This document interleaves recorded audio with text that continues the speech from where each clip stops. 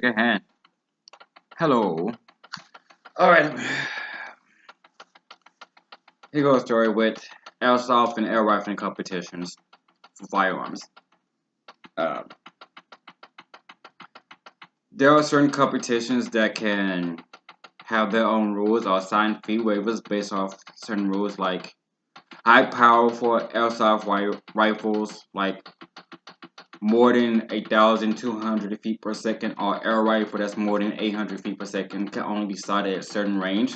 Like definitely not indoors in close range, or if you're close range, the settings on those rifles or handguns or grenade launchers or freaking grenades and traps and stuff, like, they have to be set on lower FPSs.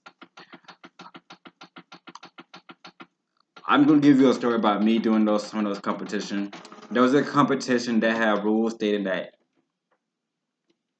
certain air rifles and airsoft are night and loud, and then certain the ones that were certain the FPS had to be set at a certain range, and you can't either use it at this distance or can't use it indoors. The story is A. If you don't use protective gear like completely like on your face, your neck, your groin, your armpits, and all that stuff, you have to sign a waiver to participate. If you are, you still have to sign a waiver, but it won't be that advanced of a waiver. There was a time that me and my squad, this wasn't one where you randomly show up and they pick the squad and stuff. I was a sniper or a trapper, based acid traps. Yeah, fun stuff. There was a time where I was like sitting high up in like 30 feet in a tree with a guillotine on sniping people. It was fun. Anyway, there was a time my squad and I was getting into our position and stuff. Yes, that was a long run. Fun stuff. Such a long run. And I got bad knees and a bad back too.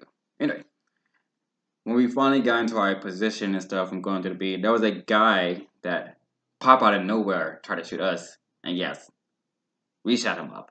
Every last one of us. He didn't have any protection on. Yes, he had a bloody nose and broken ribs.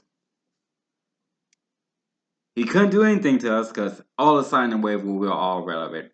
But he didn't like that. He said, "Why y'all shooting me, man?" Well, don't pop out. It's competition. You cited waiver. You know what he's getting into. Yes, I've been shot in the face with a two-grenade air rifle that had about somewhere between 800 FPS or 700. I didn't have a face mask on because I usually go to the competitions sign away with not wanting to. It's very rare why I sign a protective gear. When I first did it, I wore protective gear, and then me and people, my friend and friends at the time, we usually do with our protective gear when we play against each other anyway, before we can get the feeling around it. So we can know what not to do to other people. And if the other people sign a waiver where they don't wear protective gear, then too bad. We don't care. I definitely don't care. So I got hit in the face one time with a 203 grenade launcher. Yes, it hurt.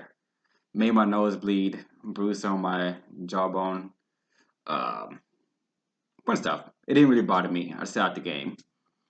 When you get hit, usually you're supposed to set out. Some people don't even sit out after you hit them. So usually there was a squad two squads. It was actually 2 to 3 squads that were going it before my squad with the other squad and with the other squad because we was doing royal. We did. Um,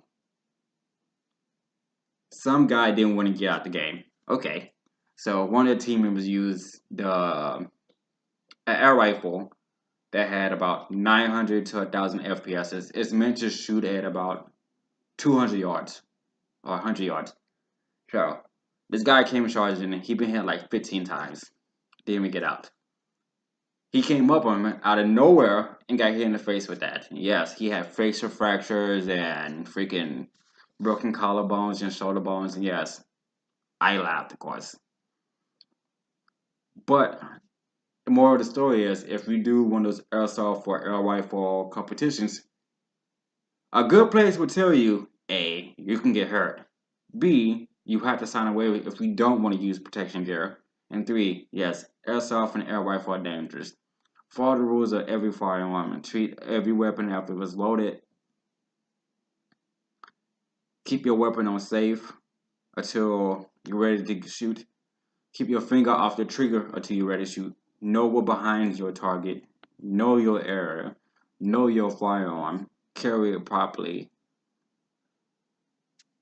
Don't shoot anything you don't intend to shoot. Now, if you go to one of these competitions, you should wear protective gear. If someone hits you, you should get out.